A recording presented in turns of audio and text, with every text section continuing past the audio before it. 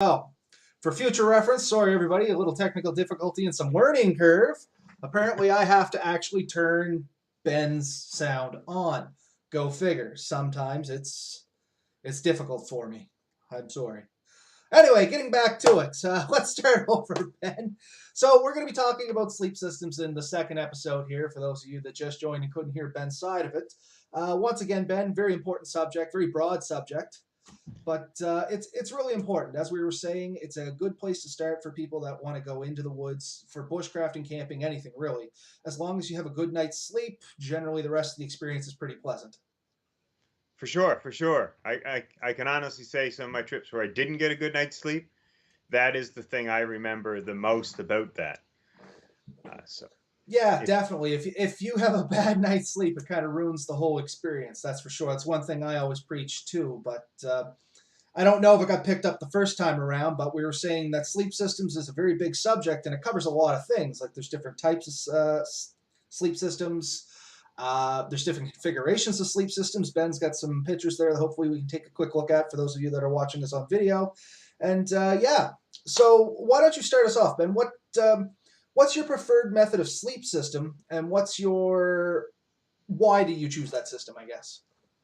um, my present favorite is definitely my hammock system, and I have a sleeping bag that I don't normally zip up, so I use like a top quilt.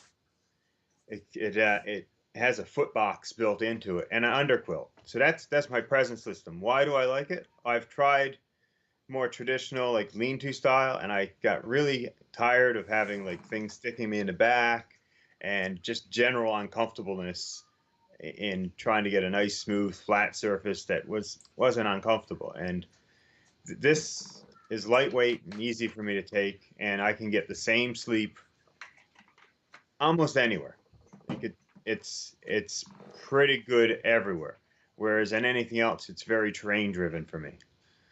Um, and I believe you're using a similar system. You also enjoy the hammock, at least in the summer. You said on the last episode. Yeah, much like yourself, I started out sleeping on the ground. I mean, that's how we all start out more or less, I think.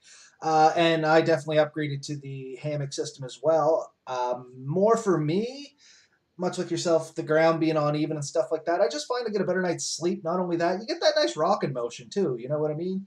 Gives you a little more freedom. I mean, we all were kids in cribs and we always loved to rock, and it kind of translates over when you're an adult as well.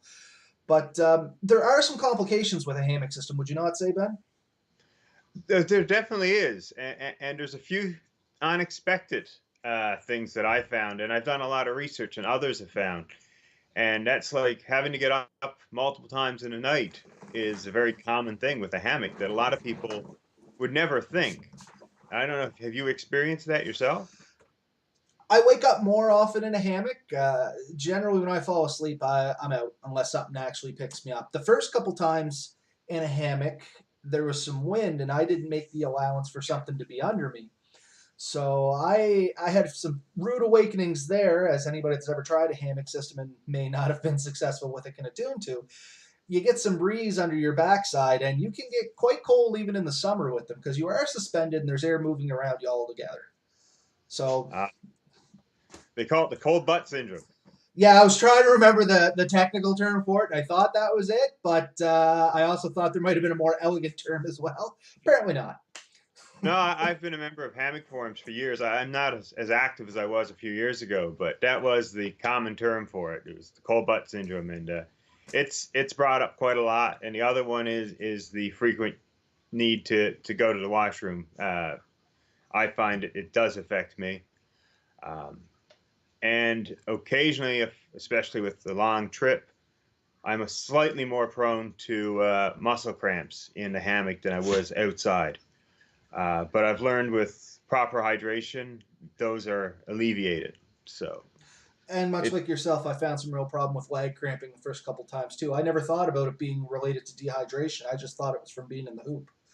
So good point right off the hop. yeah, that's been my experience. And like you said, with the hammock system, you do definitely have the convection issue that's you don't have with ground camping. But the comfort and the consistent lay I find outmatches that anytime. And the options you have for an under insulation are very vast, and almost anyone can come up with at least something to make it work, regardless of your. And that's one of the things I think we'll talk about here. Oh, for sure. And maybe we can kind of almost start there, and then we can work into the other sleep systems if And that if makes that. sense. I mean, I just want to kind of break the ice with what we use, but something that's very specific to basically all sleep systems, if you can agree with me there, Ben, is a Yeah. big thing you have to think about, regardless of how you're going to sleep, is thermal protection. Not only from below and around, but also from above, like just thermal protection as a whole around you. So when I say underneath, I mean you have to have something under you. We talked about the cold butt syndrome there very quickly. Yeah. You have to have something around you, being a sleeping bag or something like that. And it's a good idea to have something over you if you can, like a tarp or some sort of shelter, to hopefully trap a little bit of residual heat. Yes. So what's Yes. your thoughts, Ben? Um, uh, yeah. So I guess if you want to talk about heat loss, I took some notes, so I'm just going through them. And there's four types of heat loss. You got your evaporation, your radiation, your conduction, and convection. So your evaporation, your sweat, being damp. So I mean, the very first thing with that is you've got to stay dry.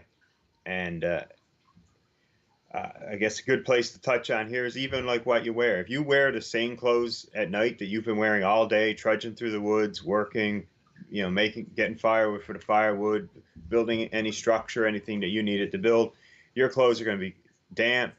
And when you stop to rest and you start to cool down, that evaporation, that's going to suck the heat right out of you.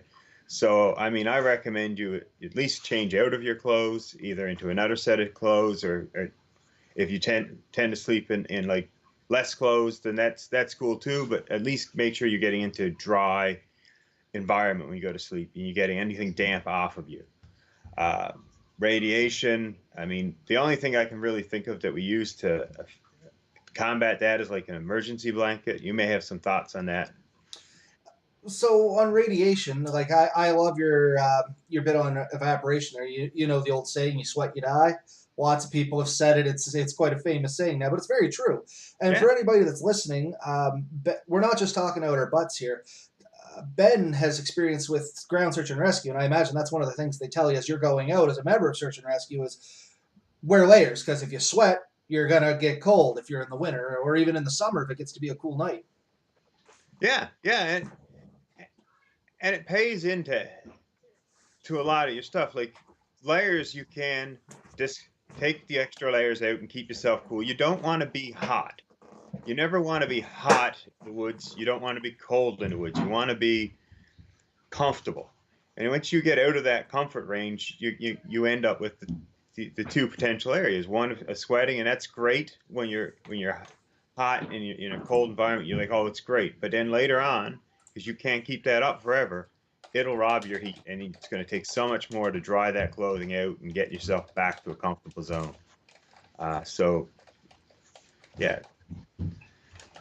No, for sure. I completely agree with you. And as you were saying with radiation there, sorry, I guess that's kind of, for me, where your sleeping blanket would come in. You're trapping that radiant heat that you give off yourself to reflect back in you. You and I had this discussion just on our own, not off the podcast.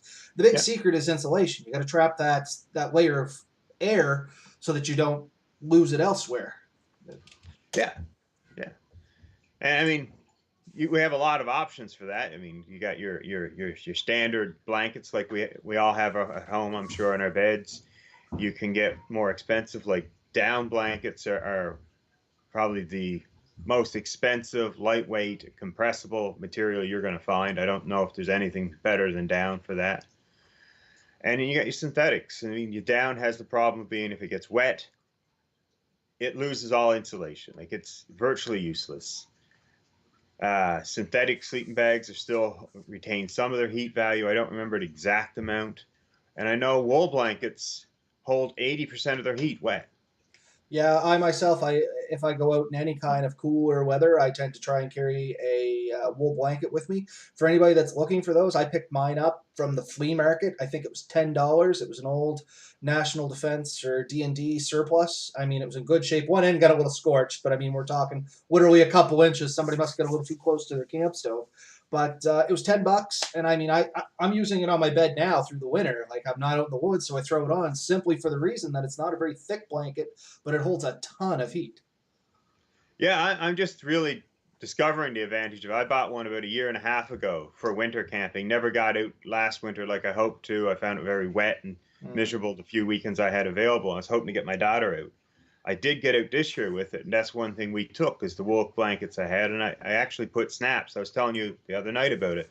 I put snaps along the bottom and one side, and I can snap it up a bit like a sleeping bag. And it was part of a layered system that we used camping in the winter, and it worked good. It wasn't the whole system by any means. We slept in minus 18-degree weather in a hammock, and I definitely made sure we had plenty of options. And we had, I think, between the underquilt, 3 sleeping bags, and that wool blanket on each of us. And I think I have a picture I can throw up there, Ben, yeah, for you those can throw that up. that are watching the live feed here. So you can maybe talk about this a little bit if you can see it there. Yeah, you can see our sleep system in the background there, and that's my oldest daughter. And we got my underquilt hanging underneath it. I got a 10 by 13 tarp I bought from One Tigress, that the brand matters that much, hung over the hammock. And I got 3 sleeping bags in there. That's my daughter's system. And it had a 1 piece out of the 3-piece military sleeping bag a friend of mine loaned me, and a couple of almost summer sleeping bags. I think one was rated for 40 and the other was rated for 20 Fahrenheit. And it worked good. She was plenty warm. The only other thing we did was foot warmers. You can get an oversized one. I cracked a couple of those open and threw in with her. And I'm still not sure if that was a smart idea, but we survived and we enjoyed it. So Actually, that's a great question to ask people. What are their thoughts on putting, I guess, heating type devices in your sleep systems with you? For anybody that's listening there, feel free to comment up. I myself, I really don't know what to think of it either, to be honest with you, Ben. I mean, it sounds like a good idea in principle to me. yeah, my only concern was, and I don't know exactly the whole chemical reaction that happens in one of those heat pads, but I was kind of worried that it was pushing some moisture out. Now it was warm when I put it in, and it was still warm when I took it out. And we both tried it, and it worked fine. I ended up kicking 1 layer of insulation off over the night, uh, but it was a bulky system. Not something that I would want to track in 4 or 5 miles in the woods. Honestly, it would have been hard. But it got my daughter out, got her to have that opportunity to do a winter camp. She loves camping, and she said she'd do it again. So, I mean, I was pretty pleased with how it came out. And that's a good point to make on hammock system there. You said a very bulky system in the winter, or it can be a very bulky system if you do it up to be comfortable. So that's something to keep in mind for people that are wondering. Just a quick shout out to Ed Fitzgerald there. He said try knitted wool blankets as a liner, and his wife happens to make them. So if anybody's actually looking to get something like that, I might as well plug Ed a little bit. He's on here listening to us. So feel free to get in contact with him. But yeah, so that's a little bit of hammocks. I guess we're kind of half focusing on that. What's your thoughts on other types of sleep systems there, Ben? Like, I know we said we both started off with ground systems, which in the winter, if I go out and I know it's going to be really, really cold, I actually do kind of convert back to a ground system, more in a super shelter kind of style, if you know what I mean there. And anybody else that's wondering what that is, it's a very low lean-to style type of shelter where you take some generally clear plastic and drape over the front of it, and you have a very long, low fire in front of that, and it basically acts like a big oven. If you Google super shelters or YouTube super shelters, there's tons of information on them and examples of them, and it's actually a really good system. But the key elements there are still, you got to get something under. You can't just throw this thing down in the snow and crawl in and expect to be good, because as that heat comes in, things are going to get wet, and you're laying in the snow, and that's going to be pulling heat out of you through conduction. So you definitely got to get something under you, even with a system like that, and especially with the in the hammock systems, as you were talking about with the underquilts, and that's where some of the bulk can come in when you go to those things. Yeah. Oh, sorry, go ahead, Ben. Well, I mean, like just mentioning bulk, I grabbed a few of my sleep systems. I mean, that's my underquilt, and I mean, you can see it here. It's a decent size. It takes up about a third of my pack, and it'll compress down a bit, but it's not a down one. Down ones would get much smaller, but I mean that's close to say size of a basketball. Yeah, so you were just pulling the compression straps in there, and Yeah. it came down small, but that's still a fairly like substantial item to throw in your backpack with you as well, right? You're going to have to strap to the outside or eat up some significant room inside your pack. Yeah, and I guess something we can throw out here and discuss as we get into more types and stuff. When you go to make a trip, before you leave, you kind of need to know what type of system you're hoping to use, and you're gonna base that off of how you're getting out there, where you're going, how long you're going for. Your super shelter idea, I think, is a great idea, and I've used a similar system in the past, but I almost consider it a semi-permanent system. And I You can agree to that too. right? And if you're going to go out and you're going to spend 4 or 5 nights in the woods, or you're going to repeatedly go to the same place, that's a great system to set up. But it does take time. I mean, my advantage with my hammock is I can have it set up in minutes. Very Uh, true. your super system probably takes you Couple at least hours. 2 hours, and then if you want it to, you want to put more boughs and stuff on the back and boost it up, then you could spend days just adding to it, really. Oh, for sure. I mean, like I said, when I used it, we were doing a small group camping trip for a couple days, like you said. So I had the luxury of having other people there to help me, as well as it took a couple hours, just as you said, right? So Yeah, we in search and rescue we did a wilderness first aid course, and part of that course was you had to build a shelter to protect the victim, the person, the injured person, for the night. And it does take that's not a super shelter; it's a lean-to, and it's a great system to protect people, especially if you don't have a lot of other gear. And again, same thing, you have a fire, but it takes a good time. I think we're paused. are we paused? It takes a good bit of time. I glitched on my side Yeah, too. I heard a little bit of a glitch there. For some reason, it said I had a poor connection, but it all seems to be hammering out here. Anyway, keep going. It seems to like it's still working. It just kind of changed your window size for some reason. Now it's back. Yeah, so as I was saying, it took a good while to build this system. It takes a while to gather up the firewood, and you know you're warm when you're creating the work, and then you get everything built. And you're in there, and you gotta maintain a fire. Like even a good long fire system, you can't not touch it throughout the night. Usually, you're usually putting a few things on, maybe moving a bit every 2 3 hours. That'd be about right for what you do. Yeah, Yours? for sure. Like with the long fire system, as you said, or sorry, let me back up a little bit. The super shelter system works extremely well if there's more than one person. If there's two you staying in it, generally one person grabs about 4 hours sleep, somebody tends to fire, and then you switch out, right? You might be lucky, you'll get two waves of that if it's pretty low activity kind of camping. But otherwise, if that fire goes down, you're literally just sitting in a giant ice cube tray. Yeah. So And then you're dependent on your more immediate sleep system, your sleeping bags, your blankets, or whatever. And so I mean, my experience has been more with just traditional build it bow type background and stuff. And we got away from that for the time. Like if me and my buddy were going out for a weekend and we wanted to cover distance, that wasn't working for us. Then we tried the tarp shelters. Tarp shelters have a lot of advantages, and we still, I have tarps over my hammock, so I'm still using that in a concept. But still, you have the ground to deal with, and if it rains, ground gets wet.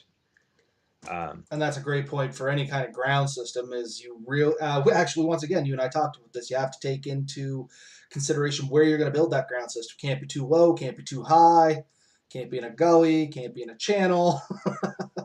Yeah, So yeah, and you anytime you're going in the woods for the night, you have to really pay attention to your environment. You have to look around, regardless of what system you're going. You got to make sure you look up. You don't have any of those willow makers, I think they love to call them. yeah, There's no trees about to come down.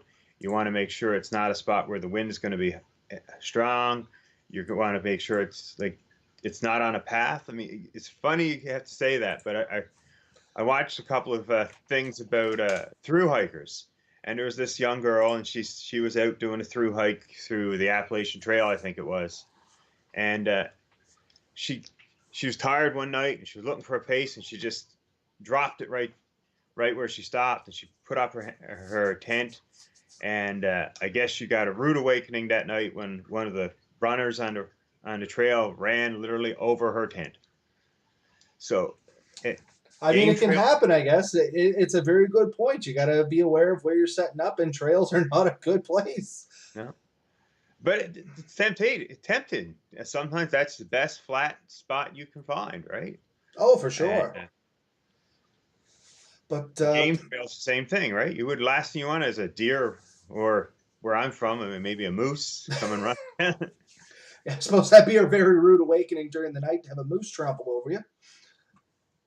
You'll remember it if you're lucky.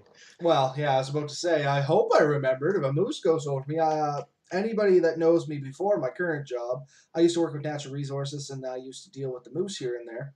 And I've seen a couple in Cape Breton Highlands.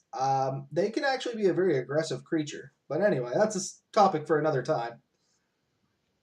Yeah, for sure. And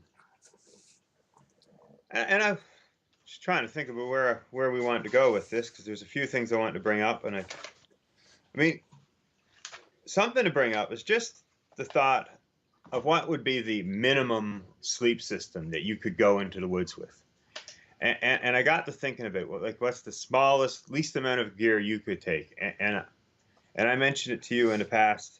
I think would probably be your debris shelter, which would meet the minimum requirements of everything. It give you, if you put enough debris and stuff down below you, you got your insulation from the ground, and you build your little structure up. You don't need to really carry almost any equipment. You can do this with nothing really.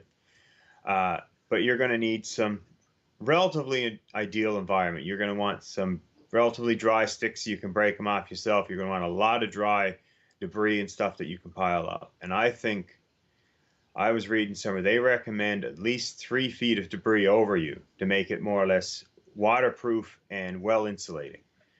That's going to take some time. It's probably the better part of 4 to 6 hours to make that in near ideal conditions. Somebody out there might say, "Oh no, I've built them in 15 minutes or an hour." I don't know, but I've tried a few times with my daughters setting them up and stuff, and even with like a rake and just raking up a large area, it took us quite a while to gather that kind of debris in the areas I've been in. Oh, for sure. And Randall just said the same thing down there. Dry debris can be hard to come by in some places. And you and I had talked about this there the other night when we were before the Facebook glitch as we were chatting. I tried my hand at a debris shelter, going out gung ho, a little more headstrong than I probably should have been. Went that minimalist route, went out through a debris shelter together, and what I thought was going to be 15 or 20 minutes turned out to be 3 hours, 4 hours maybe. And I looked at it and said, "Oh man, 4 hours all time into this. It's going to be great." And I woke up wet because I only had about a foot of debris over the whole thing, which was not significant. And it wasn't raining hard. It was just kind of, you've seen the pictures that we have up here about the waterfall and stuff there. It was a very similar situation to that. It was just by a lake, but all that morning dew and stuff, man, it can creep in real easy. And Oh yeah, that's where your primary sleep system would come in very handy, like a sleeping bag or something like that. Even a bivy bag would have helped kept some of that moisture out. yeah, and I think the bivy bag is really the modern equivalent of a carry-in debris shelter. You've got about the same amount of room to cover yourself with, and it's a very lightweight, compact system that you can pretty well carry anywhere, and it would work virtually anywhere there's enough room to lay down. Where with a hammock, you do need 2 solid points to tie to. It doesn't even have to be trees with a hammock. I mean, if you can find a decent rock that you can wrap something around or hook something to, you need 2 solid points. But you always, as long as you're able to walk, you'll find something to stand on. Whether you'll be comfortable is the question that I have there, right? And I can attest to that. Hammocks are a vicious creature in their own. Those who love them well. Those who don't can go. You know what I mean? So it's. I have some people I know that they're completely against hammocks. They say it's the worst sleep of their night. or the worst sleep of their life, and they just can't say enough bad about them. And honestly, I personally think it comes down to them not using the hammock properly. As we have chatted before, we both know you don't sleep straight in the hoop of a hammock. You kind of have to get off center a little bit so that you can Yeah, stretch out a bit.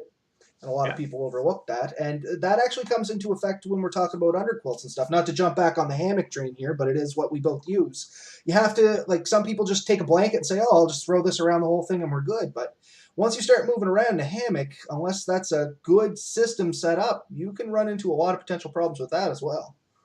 Oh yeah, and you mentioned like some people love them, some. My brother personally hates them, and we took a trip last fall, Thanksgiving weekend. Me and my brother went down to Keji, and we did 2 nights. And the first night, the only site that was available was actually one where you rent one of the cabins that are in the backwoods. I can't remember the number, but we spent the whole day kayaking in and had a great time. And I had planned on staying in my hammock for the night, but my brother really kind of insisted he'd like to lay in the cabin. He said it would be more comfortable. So I'm looking in there and I'm like, I didn't bring a mattress. All I had was my underquilt, my sleeping bag, and he had a small one of these, sort of like I think the Climax style one. Doesn't take a lot of air to fill it up. It gives you about maybe an inch and a half to 2 inches Mm-hmm. of insulation. So he set that up and he slept like a baby. I woke up in the middle of the night. I felt something touch my face. There was a mouse in this cabin, and it touched my face. And I got up and I chased the thing around the cabin. And I was half the night. I was sore because I was laying on a solid wood bed. I tried putting like my sleeping bag and my underquilt under me and just pulled a blanket over me. And I slept hardly at all. It was a miserable night for me. And the next night, we got there and I set up the hammock. So my brother slept in the hammock. Now my brother has a broken collarbone from years ago that never healed right, and he's lost the socket. And the shoulder squeeze inside of a hammock makes it uncomfortable for him. He was unable to sleep that night. He could not get comfortable, regardless of how he laid and what he did. And he said that was the worst night of his life. And I mean, I think we both had the worst night of our lives, not lives, that camping trip in one way, because neither of us slept for one night. But I slept like a baby. It rained, and I was looking out, and it was nice and comfortable and dry in my hammock. And my brother was out there sitting at the fire, as miserable as can be in the rain. He wasn't happy in his hammock. So, a good point to bring up for anybody that's never actually slept in a hammock. You were talking about the shoulder squeeze. Picture Yeah. sleeping in a hug, and that's the best way to explain it. It's not like sleeping on the ground where you're out and you're free to flip and flop. This thing literally kind of cocoons you, so you have to be very comfortable sleeping on your back. Because I assume, have you ever tried to do the old rollover by accident and try to sleep on your side and almost dislocate your spine? I I sleep quite well in mine on my side. I Oh, honestly, okay. I've perfected the side sleep. Now I love at home in my own mattress. I sleep mostly on my front. You cannot, No, I'm in my thinking that put a opinion, lot of pressure on the sleep old back. comfortably in a hammock on your front. It doesn't happen.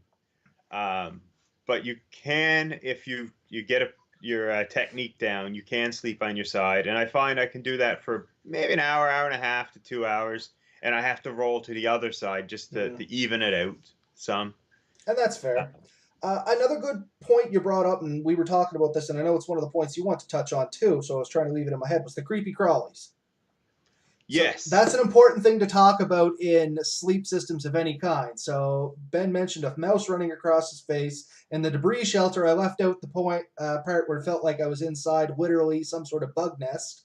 Because when you debris stuff up, it gets very, very uh, compacted with everything that was in that debris, including the creepy crawlies like bugs and snakes and salamanders, salamanders and anything that would be in that stuff. So spiders. basically anything. So it was one of the points you wanted to touch on. What was it you were looking to say on that Oh specifically, well, Ben? so and this is getting into the expanding of the sleep system. To me, a sleep system has to protect you from everything so you can get a good night's sleep. And with my hammock, I have the screen. Most tents, you'd have a screen of some type. If you're going to a natural shelter or even just a tarp shelter, you lose that. So you're still open to critters, be they insect or small rodents. And there's a risk to that of, if nothing else, just waking up with an unsettling creature touching your face. But at worst, potentially them damaging your equipment, or I think a much lower risk is they could injure you. Um, Hmm. as a small kid, I crawled in under a set of steps one time, and I got bit by some insect. We don't know what it was, and it swelled my arm way up. If you have the potential to have an allergic reaction to an insect, and for me, unfortunately, it hasn't happened since. But if Graham's watch, I know he's had problems with like Lyme disease in his world, so ticks, things like that. I mean, these are real risks. Mosquitoes kill more people around the world than any other animal. Hmm. I think, it's a major killer. It's not a huge problem here, but keeping those insects, that stuff off you is fairly important. So a sleep system that provides you that. Bivvies, a lot of bivvies I think have some kind of face protection, a Mine netting. doesn't. It's old. Once again, military surplus. But yes, I have seen the ones that have like Yeah, the screen you just pull over your face and it keeps stuff from coming in with you, yeah. which I would mean, be it's greatly appreciated. and that's like a later part of your system, and it all depends on time of year. And in winter, a screen isn't all that important. Although I think I mentioned to you one time in the past, and I've said this to other people, I find that the screen does retain some heat in your sleep system. And I Uh, agree. right? So there is that, right? But a lot of people, the Graham weenies. These guys are awesome, by the way. If you're into ultralight camping, there's a lot of great ultralight camping books out there. I have a few of them. I've read them, and these guys will talk about ways to save weight, and they will cut the screens off of things because it's not that important. They will cut tabs off of things, anything to save a gram. To me, the screen's worth it. I've watched one guy though that he had a system set up, and it's fairly famous in the hammocking world, where it's like a half screen. It only goes over your head down to about where your sleeping bag joins. So it's just a tiny little screen that it ties to a rope and just keeps off your face, like a tiny tent that just goes over your face to protect you. You know, but it makes a difference. It keeps you safe where you need to be safe. They're not going to come through your sleeping bag. They're not going to bite you necessarily underneath a hammock or whatever. I guess if it's a one layer hammock and you got nothing underneath you, they could bite through, like they can bite through jeans. Uh, but yeah, I mean, that's the other thing. I mean, I had listed here what I think the requirements of a sleep system is, and something to regulate your temperature, keep you warm, keep you dry, safe from wildlife and weather, and comfortable. And I mean, that was the big thing for me and you to get off the ground was comfort. It added to our comfort, right? And For that's the sure. main things. I mean, as long as you're dry, safe, and warm, And you're funny enough, fine. that's what a sleep system means to me. It keeps you dry, Yeah, safe, and warm. yeah. You had a much better list than I did, Ben. I got to tip my hat to you there. That was a way better list to broke it down. Can you read that off one more time? I'm kind of making jot notes on that too. Sleep system basic requirements: regulate temperature, basically keep you warm, Yep. not hot, not cold. That was item one. Second was dry. Again, if you're wet, you're miserable, and if you're wet and cold, you're in danger. Like Oh, for you're, sure. I completely agree with that. and then safe. Wildlife, insects, weather. I mean, rain. You name it. And that goes right back to the widowmaker. If you're camped under a dead tree with dead branches hanging out, your shelter isn't, your sleep system isn't a safe sleep system if that's where you're to, because there's something can come down over you unless you've made it safe by putting a very strong roof over your head. But that's work which usually you can just set up elsewhere.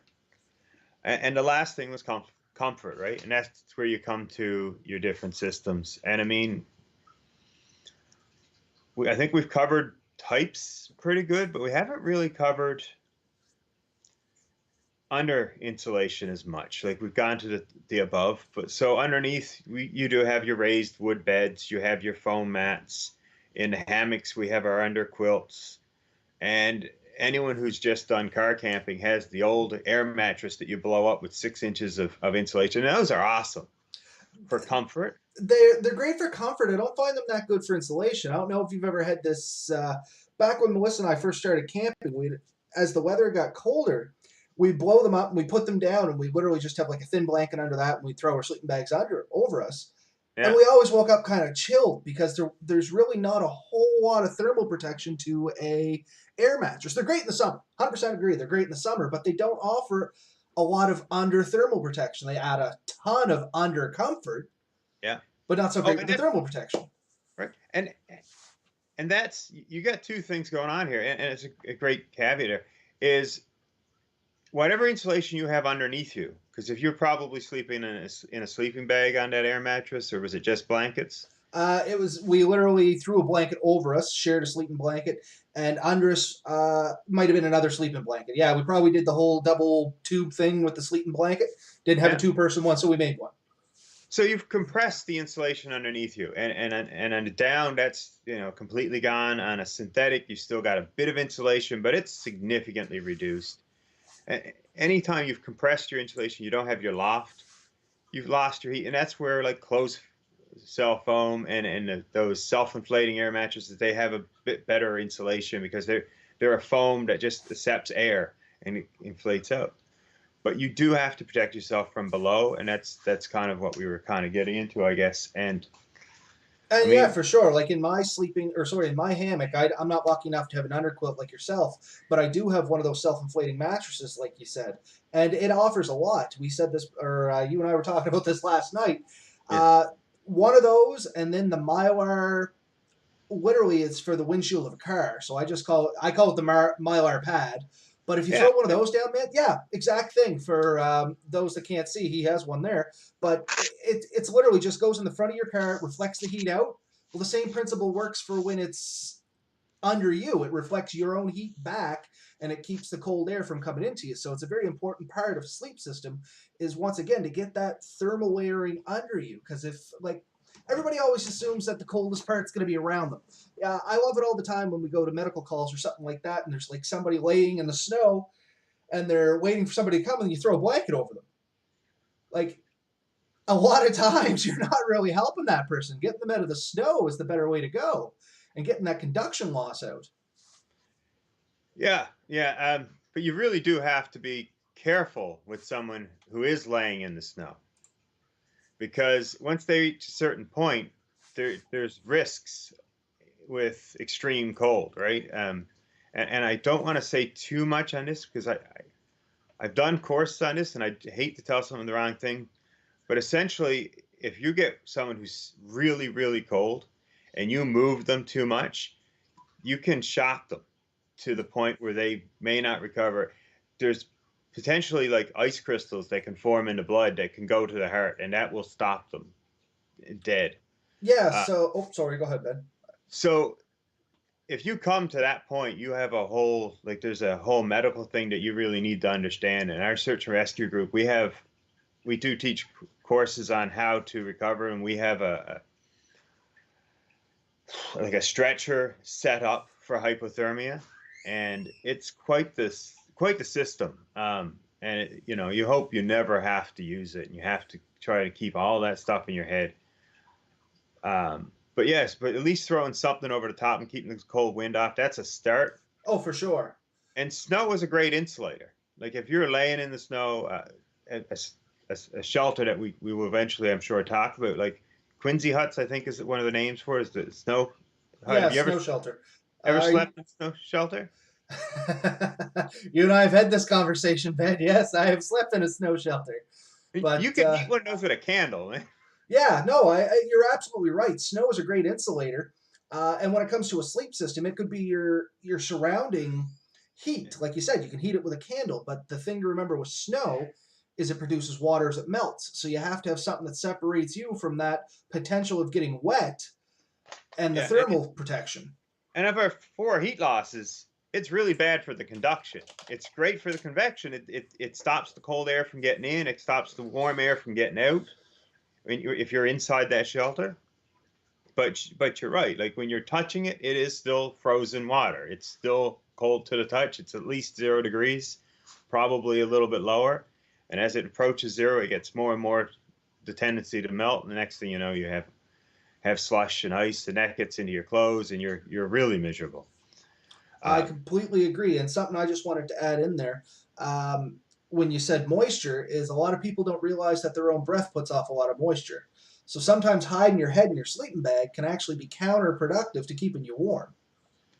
Yeah, very much so. And I've seen systems where people actually take a small blanket or like a towel, and they hang inside their hammock down from the above their head to their neck, and I think they call it a frost blanket. I can't remember, frost bib, and it's to prevent their cold air from hitting their sleeping system and freezing onto that, getting a frost onto that. I in the winter when I've camped, and even sometimes at cold summer nights, I have a small wool cap that I carry and pull over my head, so I don't tend to want to pull my head into the sleeping bag, because that is so tempting, and it works so well for a short period of time. Like when you're really cold, you pull your head into your sleeping bag, you warm up right away. And it's because that warm breath's in there, but that's going to get into your sleeping bag, dampen it down, and then it's going to suck the heat right out of you. And it's a short-term solution that's really going to hurt you in the long run. And I guess you'd get away with it in the morning if you're just about to get out and you're trying to warm up that last few seconds. But if you're out for 4 or 5 nights and you're in the sleeping bag, that's one of the things, you have to keep everything dry. And prime it, or a good lead into that, is a lot of people that are out for a few days, the one thing they forget to do, air out your sleeping bag.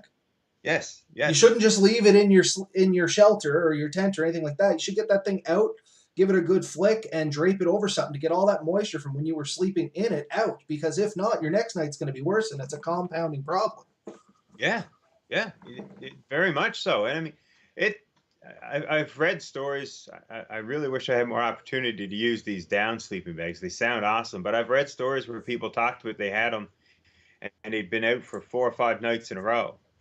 And around the end, it became like it got the down clumped up, and it was looked right deflated. And they were looking at them like when it was new, it was this big, puffy, round, awesome looking thing. And then it was, and that's what they found out, is that it was getting too damp. It wasn't drying out, and all the down just clumped right up. Yeah, a good way to view this for anybody that's listening. I didn't mean to cut you off, Ben, but anybody that has a cotton pillow, and you know how you get that pillow, and after the first night it's just lovely. Then after a few nights, that thing kind of flattens down, right? On a nice hot summer day, take that same pillow out and throw it on your paved driveway. That thing will puff right back up. It's amazing how many oils and moisture from your body will go into that pillow and you won't even notice it. And it's really affecting, like, just picture that through your whole sleeping bag. Yeah, yeah, and that's a good analogy, and it's definitely something to think about. And if you're out and it's damp weather, it's like mozzie or it's foggy, and you're out for 2 or 3 days in a row, it's going to be impossible to dry everything well. It's just a factor you're going to have to deal with. But if you got a nice, beautiful, sunny day, it's if you can take your gear out a little bit and let it dry, or even if you hang it over the back of your pack, hanging out a little bit while you walk, it'll dry a lot more, right, than cramped right into your compression sacks, right? Oh, for sure. Like, I mean, getting any air movement through it at all is great. And for people that are multi-camping and they say it's raining, and oh, I don't have the room to get it out, open it up inside your shelter and let some heat come in from your fire or something like that. Like anything to get air moving through it and pull some of that moisture out. Don't be counterproductive and let moisture in, but Yeah, anything that you can do to get some of that moisture out. yeah, yeah, for sure. Uh, Again, I mean, and that seems to be a reoccurring theme here, is that you you get too wet, you've put yourself at risk, and you know, like I've often said, I mean, I don't mind camping in the winter, and that's the worst thing I find here is we have damp winters in Nova Scotia, and as such, if you're going out and it's cold is one thing, if it's wet, it's another thing, but if it's cold and wet, it's miserable. It can be very miserable. And maybe there's people out there that love cold, wet, and it's great if you want to challenge yourself. It makes Nova Scotian winters probably more challenging than much colder environments. I've slept outside in Newfoundland on much colder nights and felt a lot less risk than you would here. Well, I'm sure you can attend to this, and it's on the same subject. There's a difference between a damp cold and a dry cold. Same as there's a difference between a dry heat and a humid heat. In the summer, it can be 32 degrees, but if the humidity's low, it's not really that bad. But if the humidity's like 98, I basically want to curl up in a closet and hopefully never show my face until it dries up. Same kind of thing, but in reverse for when you're sleeping too. Moisture is going to compound problems that come from cold. Oh yeah, yeah. It's a killer. Like you said, was it, you said wet and you're dead. If you sweat, you die. Very But you die. famous quote. Somebody coined it that was on TV once. Yeah. No, I believe it. I wanted to bring up too, like system boosters, and this is something I've researched quite a bit and never really found a lot of great ones. But there are a couple of things. Before you go to bed at night, if you can eat a nice, good, high-calorie meal, that will keep you a lot warmer. The whole action of digesting food heats you up. It's your body's working to do that. It creates a lot of heat, and consuming food creates a lot of heat. And the other trick that I seem to hear a lot about is the hot water bottle. And that's you take your normal water bottle, preferably probably a metal one. You take basically boiling water and pour in it or heat it up over the stove, and then stick it in a wool sock and throw it in the foot of your bed. Tightly do up that lid. Yeah, Can't you don't empty want to be that. wet. After us just going on about it for like 15 minutes. But you throw that down in your sleeping bag, or throw it in your sleeping bag a couple of minutes before you crawl in that night, and you get into a warm bed, and that makes a big difference. The other thing that I've read quite a bit is if you have to go use the washroom in the middle of the night, go. They say holding on to that, and I don't understand this one. I really don't, but they swear it's true. Holding on to your heat or your moisture inside your body does take a lot of energy, and it does suck the heat out of you. And it seems counterintuitive to me to have to get out in the cold, deal with that issue, and then crawl back in. But they do insist that it's true, and I do believe it. It's just it does seem counterintuitive to me. So the idea behind What are that, your a little. thoughts there? Well, I was about to say, actually, we have touched on this a little bit, and I used to teach that in some of the classes I used to teach. And the thinking behind it is imagine taking a bottle of water like this, right? Yeah. And hold it next to your body, and you're trying to warm that up at the same time you're trying to keep yourself warm. And that's kind of the idea, except the bottle's inside you and it's your bladder. I mean, I get the idea of not getting. Sorry? But it's already warm. But It's already 36 degrees. But it's You're not warm. extra. You just be. But you're keeping it warm, right? It's something extra inside your body that you're expending calories and heat to try and keep warm that you can expend from your body, and you don't have to burn through the same amount of calories, which could mean the difference between you staying warm or in a survival situation. Like, I mean, calories count, right? Oh yeah. But that's the idea behind it, to the best of my knowledge. Because much like yourself, it's like, well, it doesn't really matter; it's already inside you. But the idea is, if this bottle was already warm and you were sleeping here with it, once it starts cooling off, you're still cycling heat into that bottle. You're not getting any additional heat from it. You're putting heat into it. But it's a poor analogy, but I mean, it kind of is the same thing. The best thing to do is like go to the bathroom before you go to bed. Try to Yeah. drain your bladder as much as you can, and then you don't even have any fluid inside. You just start initially warming up. As we did say with the hammocks, sometimes that can be a problem because they tend to, the way you lay, sometimes they can push on your bladder a little bit, and you're angled in different ways. You tend to use the washroom a little bit more in hammocks, but the best thing, as you said, is just to expel that before you go to bed. And if you do need to during the night, the idea behind getting out and getting rid of it is just that you're not keeping it warm. But the counter argument to that is, well, you're getting out of bed. Now you're flash freezing your body if it's very cold. And you got to try and jump back into your sleeping blanket or your sleep system and try and rewarm that back up. So although they do say to get rid of it, you do kind of have to balance that out too, I will admit. But So this is one spot though that guys have a definite advantage over girls in a hammock. There is the possibility, and I'm not saying I encourage anyone to do it, and I can see the downsides to it. I know But where you're going with this already. You can roll to one side and not get out of your hammock as a guy. Oh, okay. Okay, you didn't go as far as I was going to go. I was going to say, well, the same bottle that I've been using for demonstrations, and I have people say that that's what they do. They keep a bottle Yes. literally in their tent or in their hammock. They use the bottle. I'm not really sure how in a hammock without getting wet. But anyway, they use the bottle, seal it back up, and that's their restroom for the night, and then deal with it in the morning.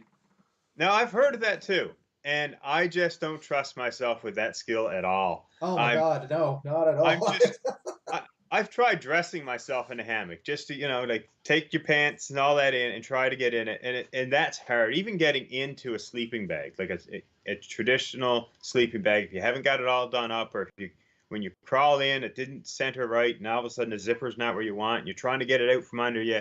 It's a lot of work to move around. Like you get in the right spot in a hammock, you kind of stay there. Like you said, it's like a hug. It holds you in the right spot, but it's not really friendly to allowing you to change the positions greatly, or to adjust like clothing and stuff. Like there are some struggles in a hammock, and if you have the muscle cramp and you're in that type of situation, which I've had a leg muscle cramp up with trying to move around in a hammock. It's an exciting time.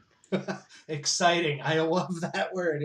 It's anything but exciting in my mind, but I understand why you would say that. You're trying to figure out, how am I getting out of here without permanently injuring myself, right? I've taken one leg and literally straightened my other leg out with it to get past the cramp and crawl out of the bed, right? And I don't know if that's the right way to deal with it or not, but you can't stay in the bed forever, right? It is what it is. I mean, you do what has to work. I'm just looking at our time there, Ben, and we are coming up on the 1 hour mark. I do know we had about a 7 minute technical difficulty where we had to restart, but Yeah. we should try and wrap this up a little bit. Do you have any final thoughts or any other points that you want to touch on before we try and put this one to bed? Might be something we reapproach again later on, but No, we hit most of the high points. I mean, there's a ton of things that we can talk about this stuff, and I want to talk more about like the shelters. I and I really want to hear any questions, and it doesn't have to be now. I mean, we don't have a lot of time left, but anyone has questions, we'll answer. I haven't. I closed down my phone, so I haven't seen any feed. But I've been watching it here and replying to people. Not many questions coming up, some comments. Mark Young popped in for a little bit. I don't know if he's still here. Randall Graham was on. yeah. Um, yeah, but no real questions. A lot of comments. I replied to them, gave them the thumbs up and stuff, but not a lot of questions this time. No. Sure. I mean, if anyone listens to this and has questions, I mean, feel free to leave something on our page, or message to one of us. I think there's going to be better ways of getting hold to us shortly. About 24 hours, and we'll have some options. Yeah. So these things are great. But it was enjoyable. I did some research, and it's hard to explain how much time you can put into research that isn't probably as obvious as one would think. But no, it was good. And we'll look into the next week's subject later after this. We close down. I think we'll discuss that. Sure, and that's a good one too, and I'll post that up now. As Ben was saying, for anybody that's listening from some of the other groups there, we now do have our own Facebook channel, which is the Atlantic Bushcraft Adventures Facebook channel. And the other methods of contacting us that aren't available yet, but we are rolling out, is in the future you're going to be able to find us on our own website. And we've been having a few chuckles on this domain because we were trying to wonder what to get. And the one we settled on was abuka.ca. Now, it sounds like Zambuca or Apuka or whatever you want, but the way it is spelled is abuca.ca. We did go after a few other ones like the ABA for Atlantic Bushcraft Adventures, but funny enough, the American Banking Association owned that, and there's a few other big ones that we thought, oh, this would be neat, and unfortunately, some bigger groups than us moved into that territory, and I don't think it's fitting for us to try and take it from them. But so anyway, again, in the next, let's say 48 hours, we'll give ourselves a little bit of leeway here. You should be able to find us at abuca.ca. I am going to upload all our podcast audios. The videos will be available on our YouTube channel, which we'll also touch on later, as well as the Facebook for however long they keep them up. But I know some of you said you wanted the audio things. We're going to upload them to the website there. Once I think we have 6 I can then try and put them onto the iTunes system there, which I have zero experience with, but hopefully I can figure it out. And as well onto Google Play. They have their own podcasting section as well. So we're going to try and hit both those major markets. We just needed to set up the website first. I registered the domain this morning. Hopefully it'll take like 24 hours, 48 hours, and we'll be up and running, and we can start hammering some stuff out there. So hopefully, definitely by next week, we can maybe make some more reference to that. Maybe I'll include it in the live feed, and we can have some fun there. But, so you're saying we don't have the financial ability to buy out the American Banking Association? you know what? I checked the sock drawer, and I'm only like 7 or 8 million cents away. Darren. But no. But anyway, yeah, Abuka was the settled on. It's fun to roll off the tongue. We'll have a lot of fun with that, I think, in the future. For sure. Yeah, no, so this was good. I hope people enjoyed it, and hopefully they'll comment or any questions they have in the future, or thoughts they have, or anything they'd like us to think about or look into. Oh, for sure. And I realize we're being a little long-winded here, ladies and gentlemen, and we're hoping to rein that in as we get more into the flow of things. As we stated in the first one there, it's still going to be a learning experience for us. Neither myself and I don't think Ben have any real experience doing podcasting before. No. So honestly, guys, it's just us having a conversation through the camera, really looking for your guys' input. We try to respond back to it. We pick a topic. We hammer off the important subjects that we think we should cover on that. Once again, we're really hoping to get some interaction with you guys. Now that the Facebook page is up and the Facebook gremlins are gone, we can start putting some polls up about questions, topics, and things you want to see in the future. What's your thoughts there, Ben? I'm just really impressed with the poll idea. I hadn't thought of that at all. Oh man, I got it covered, buddy. Oh man, if it wasn't for you, we'd be lost. Funny enough, as we were sitting here chatting, one of the things I noticed was we can have polls live. So if we can hit a night with a real interesting topic, we'll definitely have a live poll and have some fun with that too. Eventually, yeah. I hope to get in contact with some of our Facebook buddies there, and maybe we can even get into a few giveaways. So a great poll that maybe we could throw out now just to see is, what is everyone's choice of sleep system? Sure, that'll be the next one. That'll be up for the next... As soon as we finish up the video, why don't we leave it up until next week, and we'll touch on it very first thing before we move on to our subject.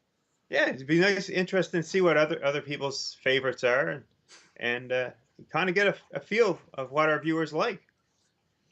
What is the best for water? I boiled the snow inside my tent, but it made everything inside moist. I found it to be a lot more effort making cold water, making it boil for 10 minutes, then letting it cool. Any other system? So this is from Leo Warsmer. And I know we're just finishing up here, but you and I have talked about this before. Do you got it right there, Ben? I have.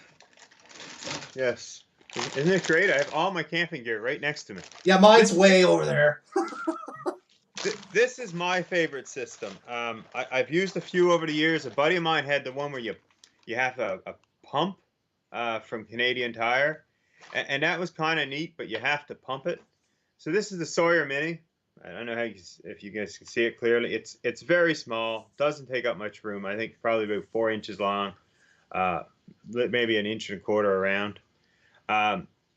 And you can hang. I just hang drip it. So I cut a hole in the bottom of one of the bags, it screws on, and I just hang with another bag hanging underneath it. Ah, look, this is the one I hang. Yeah, there you go. And you fill it with water. The biggest problem I have with this is getting water into them. Putting water into a bag is amazingly difficult. You open up the cover, and unless you have like flowing water, like a nice strong river, it's not going to work. I can show you next time. I went into Canadian Tire a little while ago, and they had on clearance one of their brand name hydration bags where you can take the clip off the back. It's like a Ziploc, and you open it up, and you can just fill that in seconds, dip it in any lake. So I look for the cleanest water I can find. These have a system where you can back flush using a syringe that they provide. See their logos on it. It's great. And it's supposed to be good for 100,000 gallons of water. Yeah, Life Straw is another big one that you see floating around. I know Sawyer is very popular in the bushcrafting, woodscrafting, survivalist thing, but Life Straw, I think, was the first one into the mix, and they're fairly inexpensive. You can get them on Amazon for like $35. The only downside to them is they literally work like a straw. You have to get your head down to the water source. Now, Leo, something my own 2 cents on this is, you said you boiled your water inside your shelter. As you said, makes a lot of steam, stuff like that. I myself prefer to have a fire, even if I have like a hot stove or something in my shelter. I prefer to have a fire outside my shelter for the majority of my cooking and water boiling, stuff like that. Specifically for the reason that I don't take more moisture in. If depending on the shelter I'm in too, like if I'm setting up like a canvas tent or something like that, which I've only done once or twice, they generally have a lot of ventilation good with them up around the eaves, so any of that moisture will go up and out. But if you have a very closed off system inside, that will compound your problems with dragging moisture in. Yeah. Yeah, I've always liked the campfire outside. So if you're out, if you're out in the woods, you generally want to be outside. So I like to sit out, especially if it's a nice night. Now I can see points in time where huddling into your shelter and cooking may be the best option. If it turns bad, you're gonna want to be protected. But even if you could get yourself out with a tarp, if you have a separate tarp and set your stove up underneath something like that, would be great, rather than being inside. And really, you should never cook in your sleep system, in your sleep area. The risk there increases animals coming in. I mean, I'm not personally overly nervous about bears and stuff coming into my site and causing issues, but I am cognizant of it, and I do take the necessary precautions. I do use the bear bag system when I can and stuff like that to keep your food away. And cooking is where you're really going to create the smells and stuff that would attract an animal. And if food isn't plentiful and they smell it, they're going to come. I mean, it's just their natural instinct to look for food. So cooking, boiling water inside is not so bad, but it's just one step away from cooking then, right? Yeah. I'm not trying to cut it off there, but as I said, we are rolling up to an hour and 10 minutes now, and that's actually a good topic for another, maybe a later podcast. So, Food systems for sure, right? exactly, and maybe we'll look at that a little later on. So, we're going to wrap it up here. I covered everything I wanted to. You said you pretty much hit everything you did. I Yep. already mentioned the domain. So that's it for me. Is there any final closing remarks for you there, Ben? No, I'm good. All right, so ladies and gentlemen, thank you for joining us for the second episode. It's always been a pleasure. Hopefully, we'll see you again next week, which is March the 26th? Yeah. 27th, sorry, March the 27th, providing Facebook doesn't creep up and smack us in the face again. And we'll release the subject probably in the next day or two. All right, no worries, Leo. I'm glad that we could answer your question a little bit there for you. Look forward to it in later episodes. We'll try and cover a little bit more in depth. And yeah, we'll see you next time too, Graham. All right, guys, have a good night.